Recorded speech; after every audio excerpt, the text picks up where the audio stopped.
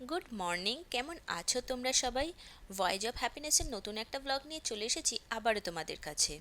ক্যানাডায় summer শেষ হওয়া তো মাত্র সময়ের অপেক্ষা।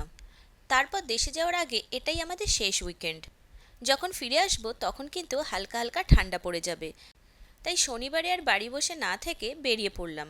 আজ আমরা এসেছি রয়্যাল বটানিক্যাল গার্ডেনে। বটানিক্যাল গার্ডেনটি বার্লিংটন শহরে অবস্থিত। আমাদের বাড়ি থেকে মোটামুটি 40 মিনিট মতো লাগে। এন্ট্রেন্সে ঢোকার পরই দেখলাম একটা সুন্দর গিফট শপ আছে। সামারের উপযোগী সমস্ত জিনিসপত্র এত সুন্দর করে সাজানো আছে যে কি বলবো। এই যে পিন হুইলগুলো দেখছো, এগুলো দেখি এখানে সবাই বাগানে সাজিয়ে রাখে। আর যখন একটু একটু হাওয়া দেয় সমস্ত পিন হুইলগুলো ঘুরতে থাকে আর এত সুন্দর দেখতে লাগে। এখানে আছে গার্ডেনের সব জিনিসপত্র, কিছু ল্যান্টার্ন, কিছু পট। বা এই চেয়ার আর টেবিলের সেটটা তো বেশ সুন্দর, কিন্তু দাম এখানে কিন্তু যথেষ্ট বেশি। আর এই সব দেখতে পাচ্ছ, এগুলো হচ্ছে সুভেনিয়ার। মানে বটানিক্যাল গার্ডেনে কোনো স্মৃতি যদি সঙ্গে করে রেখে দিতে চায় কেউ, এখান থেকে কিনতে পারে। চলো শপটার ভেতরে একবার ঢোকা যাক, দেখি কি আছে। ও মা, কি সুন্দর দেখেছো! গ্লাস পেন্টের ওয়াল হ্যাঙ্গিং। এগুলো বাড়ির দেয়ালে লাগালে কিন্তু খুব সুন্দর লাগে। আর এত সুন্দর হাতের কাজ যে কি বলবো। আর এই নীল রঙের পাখিটা দেখে তো মনে হচ্ছিল এক্ষুনি বাড়ি নিয়ে চলে যাই। আর গিফট শপ থেকে বেরিয়েই চোখে পড়লো এইরকম পেন্টিং সব সাজানো আছে। কেউ যদি তাদের বাড়ি সাজাতে চায় এইরকম পেন্টিংয়ে এখান থেকে সংগ্রহ করে নিতে পারে। চলো এবার গার্ডেনের দিকটায় যাই। গার্ডেনটা কিন্তু অনেকটা বড়, দেখতে অনেক সময় লেগে যাবে। আমরা এখন বটানিক্যাল গার্ডেনের ভেতরে চলে এসেছি। আর প্রথম যে জায়গাটা আমরা যাচ্ছি সেটা হলো হেনরি পার্ক। হেনরি পার্কে রোজ টেন্ট যেটা সেটা আছে, এখানে বিভিন্ন ধরনের রোজ আছে। আমরা জাস্ট ঢুকেছি আর কি, স্টার্ট করেছি। আর আমার পিছনে জানি না এগুলো কি ফুল, কিন্তু এত সুন্দর লাগছে তোমাদের দেখাচ্ছি।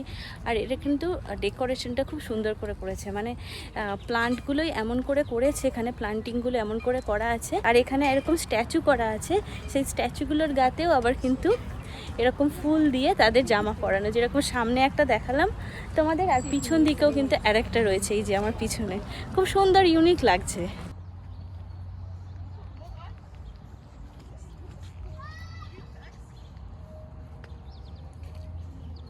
এটাই রোজ গার্ডেন, যেটা তোমাদের বলছিলাম। আমার পিছনে যেটা দেখতে পাচ্ছ, এখানে পিছনে যেটা দেখালাম সেটা রয়েছে হচ্ছে বারবান রোজ, আর এই দিকে রয়েছে হচ্ছে হাইব্রিড পারপিচুয়াল পারপিচুয়াল রোজ। তো তবে এই রোজগুলো আমার লাগলো যে আমরা যেরকম রোজ দেখতে অভ্যস্ত সেরকম নয়, একটু অন্যরকম। হয়তো হতে পারে যেখানে একটু প্রচণ্ড গরম পড়েছে, সেই জন্য হয়তো রোজগুলো আর কি তার যে অরিজিনাল কন্ডিশন সেই কন্ডিশনে নেই। এই যে এই রোজটা কিন্তু একেবারে আমরা যেরকম দেখি হাইব্রিড টি রোজ, এটাকে বলছে, লেখা আছে হাইব্রিড টি রোজ, এই যে। আর এই দিকেও আরেকটা রয়েছে হাইব্রিড টি রোজ।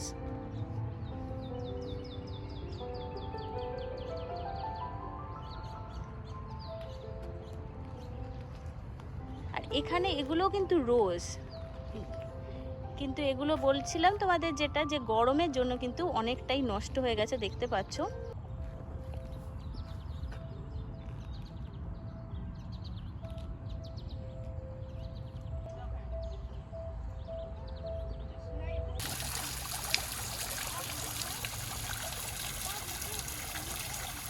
আর আমার সামনে এখন রয়েছে টি হাউস, এই যে পিছনে যেটা, এখানে একটা ক্যাফেটেরিয়া এখানের।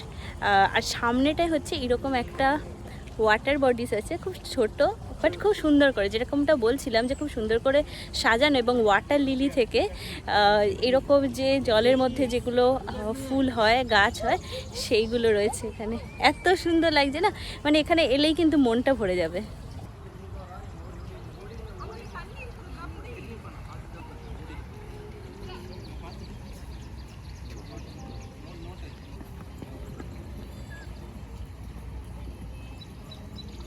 এখন আমরা যাচ্ছি মেডিটেরিয়ান গার্ডেনে। এটা ইনডোরে আছে, এটাই রক্ষে, অতটা গরম নেই, বাইরে ঘুরতে হবে না রোদ্দুরের মধ্যে। চলো এবারে দেখা এখানে কী কী গাছ আছে।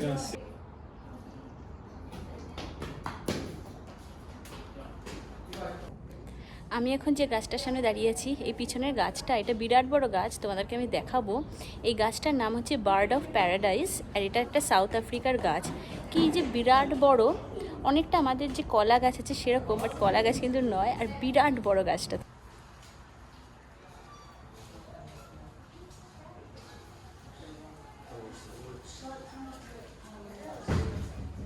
এটা হচ্ছে ড্র্যাগন ট্রি, এটা ক্যানারি আইল্যান্ডের। আর এইখানে ইউক্যালিপটাস আছে দেখতে পাচ্ছ। তো এখানে যেটা যাবো এবার হচ্ছে পুরো ক্যাকটাস আছে এই জায়গাটায়।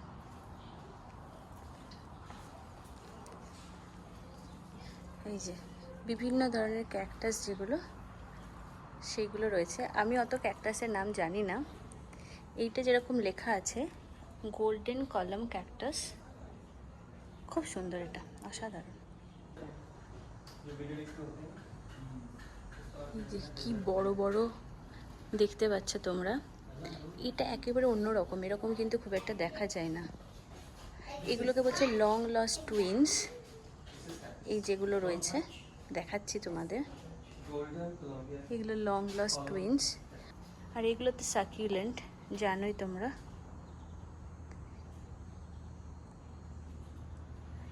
এই যে কি বিশাল একটা,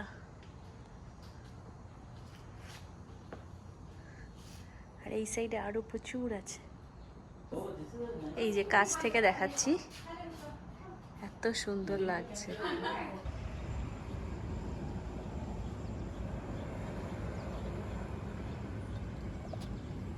আর ভেতরে দেখতে পাচ্ছ এটা কিন্তু ক্যারট আছে, ক্যারটের চাষ হচ্ছে। এই যে গ্রিন টমেটো, এটা একটা গ্রিন টমেটোর গাছ একটা হয়ে আছে দেখো। আর এই দিকে প্রচুর আছে, এই যে এখানে একটা হয়ে আছে, এই দিকে দেখো কতগুলো হবে, ছোট ছোট একেবারে হয়ে রয়েছে। এই সাইডেও দেখতে পাচ্ছি আমি রয়েছে। মোস্ট প্রবলি মনে হচ্ছে লেটুস, বাট বুঝতে পারছি না, নট শিওর। আর এই সাইডেও দেখো প্রচুর, এই সাইডেও প্রচুর কিছু তোমার ফার্মিং হচ্ছে।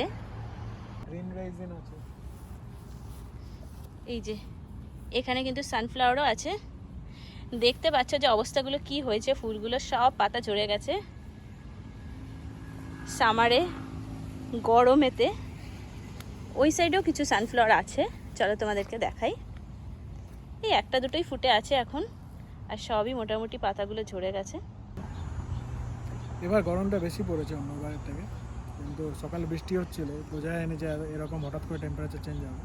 আমাদের শিবপুর বটানিক্যাল গার্ডেন, যেটা কলকাতায় রয়েছে বা হাওড়াতে রয়েছে, শিবপুর বটানিক্যাল গার্ডেনে অনলি প্লান্টসই থাকে, সেখানে কোনো ফার্মিং বা এইরকম কিছু থাকে না। বাট এখানে কানাডায় যেহেতু শীতকালটা মানে এতটাই ঠান্ডা থাকে যে কোনো ধরনের চাষবাস হয় না, তো এই গরমের সময় যে কয়েকটা মাস পাওয়া যায় সেই কয়েকটা মাসই কিন্তু এখানে চাষবাস হয়। সেই জন্য বটানিক্যাল গার্ডেনের মধ্যেও এরকম ছোট ছোট জায়গা করে যেগুলো করা যায় সেরকম বিভিন্ন আপনাদেরকে দেখালাম, যে গ্রিন টমেটোস দেখালাম, চিলিস দেখালাম, ক্যারট, এরকম প্রচুর কিছু চাষ হচ্ছে। আর এবার আমরা কোথায় যাব? Rock garden. রক গার্ডেনে কি আছে? রক তাই থাকবে জানি না। রক গার্ডেনে কিন্তু ডিফারেন্ট টাইমিং আছে, তো আজকের জন্য পার্টিকুলারলি 4টে থেকে 8টা অবধি যারা পাবলিক আছে তাদের জন্য, ভিজিটার্স যারা তাদের জন্য। আর তার আগের টাইমটা হচ্ছে বুক ছিল, কোনো ইভেন্ট হচ্ছে প্রবাবলি। এটা একটা অদ্ভুত কনসেপ্ট দেখো, একটা জুতো, একটা উইন্টার বুট, তার ভেতরে সয়েল রেখে এরকমভাবে গাছ লাগিয়েছে। কিন্তু ফুড ট্রাকটা আনফর্চুনেটলি বন্ধ হয়ে গেছে, মানে জাস্ট 15 মিনিট আগে বন্ধ হলো, 4টের সময় বন্ধ হলো, আর আমরা এসেছি 4:15। তো যাই হোক, মিস হয়ে গেল, গলা শুকিয়ে গেছে। যদিও এখানে ওয়াটার স্টেশন আছে, তো আমাদের এই সাইডটা দেখাই হয়ে গেছে, তো ভাবলাম এনিওয়ে আমরা বেরিয়েই যাচ্ছি। এখন আমরা চলে এসেছি রক গার্ডেনে। এটা রয়্যাল বটানিক্যাল গার্ডেনের যে মেন সেন্টার সেটা থেকে 5 মিনিট ড্রাইভ। তোমাদের যেরকমটা বলছিলাম, এই বটানিক্যাল গার্ডেন কিন্তু বিরাট বড়, এবং বার্লিংটন শহরের বিভিন্ন জায়গায় ছড়িয়ে ছিটিয়ে রয়েছে বটানিক্যাল গার্ডেনের বিভিন্ন সেকশন। চলে এসেছি আমরা রক গার্ডেনে, এখন রক গার্ডেনটা ঘুরবো। এখানে একটা রিসেপশন মতন এরিয়া ছিল, ওখানে আমাদের ম্যাপটা যেটা সেটা দিয়ে দিল। আর এখানে আবার স্ক্যাভেঞ্জার হান্টও আছে, মানে গ্রুপে এলে যেরকম স্ক্যাভেঞ্জার হান্ট অনেকেই করতে ভালোবাসে, টাইম স্পেন্ড, সেরকমই একটা বিষয়। তো আমরা যদি ওইটা করব না, আর বললো যে জায়গাটা অনেকটা বড়, অনেক ঘুরে ঘুরে অনেক কিছু দেখার আছে। তো ম্যাপটা আমরা নিয়ে নিয়েছি, এবারে দেখি। জাস্ট ঢুকেছি, আর ঢোকার পরেই এইরকম একটা ফাউন্টেন মতন রয়েছে। এটা ওই হেনড্রিক যে পার্কটা, ওটার ওখানেও ছিল। আর এই যে একটা স্কাল্পচার আছে, দেখো মুখটা কীরকম একটা। আমরা জাস্ট ঢুকলাম, আর ঢুকেই একটা না সেলফি পয়েন্ট পেয়েছি। এরকম সুন্দর সুন্দর আমার পিছনে দেখতে পাচ্ছ ফ্রেম করা আছে। এখানে একটা বড় ফ্রেম, আর এখানে একটা মিডিয়াম সাইজের, আর এই দিকে একটা ছোট ফ্রেম করা আছে। মানে ছবি তোলার জন্য একদম আইডিয়াল, ইনস্টাগ্রাম ফ্রেন্ডলি আর কি পুরো এনভায়রনমেন্ট ক্রিয়েট করে দেওয়া আছে। প্রত্যেকটা জিনিসই দেখছি যে ডেকোরেশনটা কিন্তু খুব মাইনিউটলি মাথায় রেখে এরা করেছে। এরকম নয় যে জাস্ট পরপর প্লান্ট আর কি রেখে দিলাম, সাজিয়ে দিলাম, সেটাই পারপাস না। যাতে যারা ভিজিটার আছে তাদের এসে চোখে সুন্দর লাগে, সেই ব্যাপারটার দিকেও খুব ভালোভাবে নজর রাখা হয়েছে।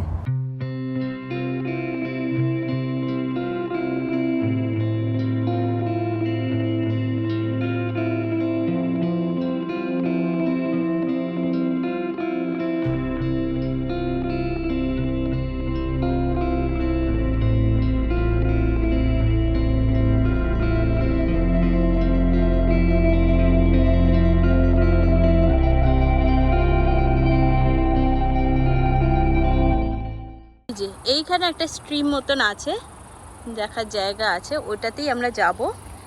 এই যে স্টেয়ার করে করে এখন যাচ্ছি।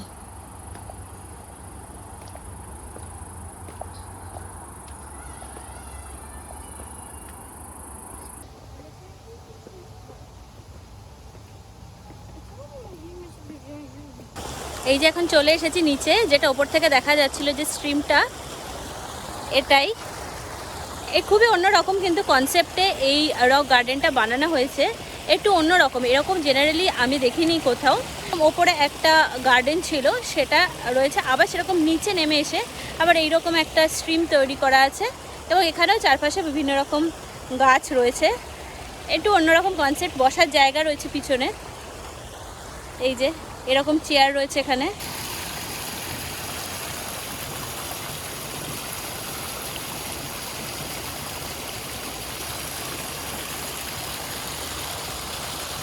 এরকম আইল্যান্ড টাইপের একটা রয়েছে, সেখানেও বসার জায়গা আছে। আমার কিন্তু দারুণ লাগছে। আপনাদের কীরকম লাগছে নিচে কমেন্ট করে কিন্তু অবশ্যই জানাবেন।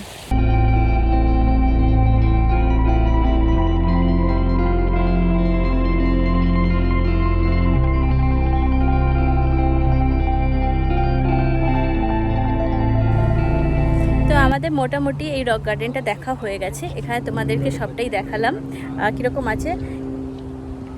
এটাও আরেকবার দেখিয়ে দিচ্ছি। পিছনের এই ব্রিজটা এরকম একটা ছোট ব্রিজ টাইপের আছে, ওই দিকেও আরেকটা ছিল।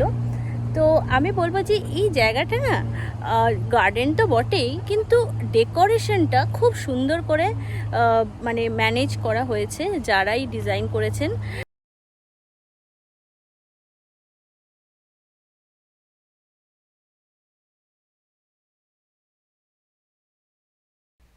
আমাদের মোটামুটি বটানিক্যাল গার্ডেন ঘোরা হয়ে গেছে। এখন বাজে 6টা মতো। সারা দিন ধরে বটানিক্যাল গার্ডেনটা ঘুরতে ঘুরতে একটু ক্লান্তই হয়ে গেছিলাম, তাই কিছুটা সময় জুড়িয়ে নিলাম।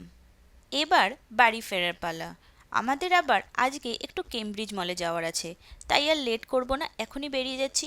তবে বটানিক্যাল গার্ডেনটা এতটাই বড় যে একদিনে তো সমস্তটা আর কমপ্লিট হলো না, আবারও পরে কোনো একদিন আসতে হবে। বটানিক্যাল গার্ডেন থেকে বাড়ি ফিরে একটু রেস্ট নিলাম, তারপর চা খেয়ে চলে এলাম কেমব্রিজ মলে। আমাদের দেশে যাওয়ার তো আর বেশি দিন বাকি নেই। আজ এসেছি কেমব্রিজ মলে কিছু বাড়ির জামা কাপড় কিনতে। যেহেতু ইন্ডিয়ায় এখন খুবই গরম, তাই বাড়িতে পরার গরমের উপযোগী কিছু জামা কাপড়ই আজ আমরা দেখব। প্রথমে চলে এলাম আরবান বিহেভিয়ারে। এখানে 3 for $20 টি শার্টগুলো কিন্তু বেশ সুন্দর সুন্দর পাওয়া যাচ্ছে, আর কালারের কিন্তু অনেকগুলো অপশানসও দেখতে পাচ্ছি। $20 মানে ওই ভারতীয় মুদ্রায় 1200 টাকা মতো, মানে এক একটা টি শার্ট 400 টাকা। আর এই দিকে আছে সব প্যান্ট। তবে এই রকম প্যান্টস আজকে আমরা দেখব না, আজকে আমরা দেখব কিছু হাফ প্যান্ট, মানে বাড়িতে পরার। দেখেছো, এখনই কিন্তু শীতের পোশাক অলরেডি স্টোরে উঠতে শুরু করে দিয়েছে। সেপ্টেম্বর মাস তো শেষ হতেই চললো, আর অক্টোবর মাস থেকে এই জামাকাপড় ছাড়া আর গতি নেই। এই যে এই দিকে যে হাফ প্যান্টগুলো দীপ্ত খুঁজছিল সেইগুলো রয়েছে। এই যে কালো আর নেভি ব্লু কালারের যে দুটো প্যান্ট, এগুলো কটনের, আর অন্যগুলো কিন্তু ভেতরটা যথেষ্ট মোটা আছে, মানে ইন্ডিয়ার গরমে পরা যাবে না। দীপ্ত তাই হাত দিয়ে দেখে নিচ্ছে কোনগুলো একটু নরম, যেটা ও বাড়িতে পরতে পারে। এইদিকে $10, মানে ভারতীয় মুদ্রায় 600 টাকায় কিছু হাফ প্যান্ট আছে, কিন্তু এগুলো ঠিক কলকাতার গরমে পরার মতন নয়। এখানে এলে তবে একটা সমস্যা হয়, যেটা সাইজটা কিছুতেই পাওয়া যায় না। নিজের যে সাইজ লাগবে সেটা খুঁজে পেতে নিতে একটু সময় লেগে যায়। দেখতেই পাচ্ছ কত অপশানস আছে। এগুলো $10, মানে 600 টাকা, কিন্তু আমরা যে ধরনের কটনে খুঁজছি এগুলো সেরকম নয়। আসলে এই কালারটা ওর খুব পছন্দ হয়ে গেছে, তাই এটাই বারবার হাতে নিয়ে ঘুরছে, আর আমাকে জিজ্ঞাসা করছে এটা পরলে কেমন হবে। এই টি শার্টগুলো দেখো, হাত কাটা টি শার্ট $5 করে, মানে ওই 300 টাকা মতো। এইগুলো মনে হয় ওর খুব পছন্দ হয়েছে, তবে ওই যে এক সমস্যা, সাইজটাই খুঁজছে ও। এতক্ষণে যেরকম টি শার্ট আমরা খুঁজছিলাম সেটা পেয়েছি। এগুলো 3 for $10, মানে 600 টাকায় 3টে টি শার্ট। অনেক অপশান থাকলেও ওর সাইজগুলোই পাওয়া যাচ্ছে না, তো তারপর অনেক বাছাবাছি করার পর 3টে টি শার্টটিও গুনে গুনে পেয়েছে যেটা ওর সাইজের। একবার ট্রায়ালই করে নিক, যাতে পরে কোনো সমস্যা না হয়। এরপর আমার জামাকাপড় দেখার পালা। তবে মেয়েদের সেকশনে খুব আকর্ষণীয় কিছু চোখে পড়লো না। এই যে প্যান্টগুলো, এগুলো কিন্তু একেবারেই গরমে পরার জন্য নয়। যেহেতু এখানে অলরেডি শীতের আইটেম উঠতে শুরু করে দিয়েছে, এখানে হাফ প্যান্টও রয়েছে, কিন্তু এইগুলো শীতে পরার জন্য। আর যে টি শার্টগুলো দেখলাম সেগুলোর কালার আর সাইজ 3টে মনের মতো কিছুতেই পেলাম না। যাক, দীপ্তরগুলো তো হয়ে গেল, আমারটা অন্য কোনো স্টোরে একবার ট্রাই করব। কেমব্রিজ মল তো 8টার মধ্যে বন্ধ হয়ে যায়, তাই আমরা চলে এলাম ফেয়ারভিউ মলে। এটা কিচনারে যদিও, তবে আমাদের ওই 20 মিনিট মতোই লাগে, তাই চলে এলাম এখানে। আর এখানের একটা দোকান থেকে আমার টি শার্টগুলো পেয়ে গেলাম। ওখানে আর ভিডিও করা হয়নি যেহেতু একটু তাড়া ছিল, তবে বাড়ি গিয়ে তোমাদের সমস্তটাই দেখিয়ে দেব। এখন নিচ্ছি একটা স্টোল। এই স্টোলটা এর আগের দিনই আমি দেখে গেছিলাম, আজকে এটা নিয়ে নিলাম। তবে কেন নিচ্ছি, কার জন্য নিচ্ছি, সেটা নেক্সট ভিডিওয়ে বলবো। আজকে ভিডিও তাহলে এটুকুই। দেখা হবে পরবর্তী একটা ভিডিওয়ে খুব তাড়াতাড়ি। বাই।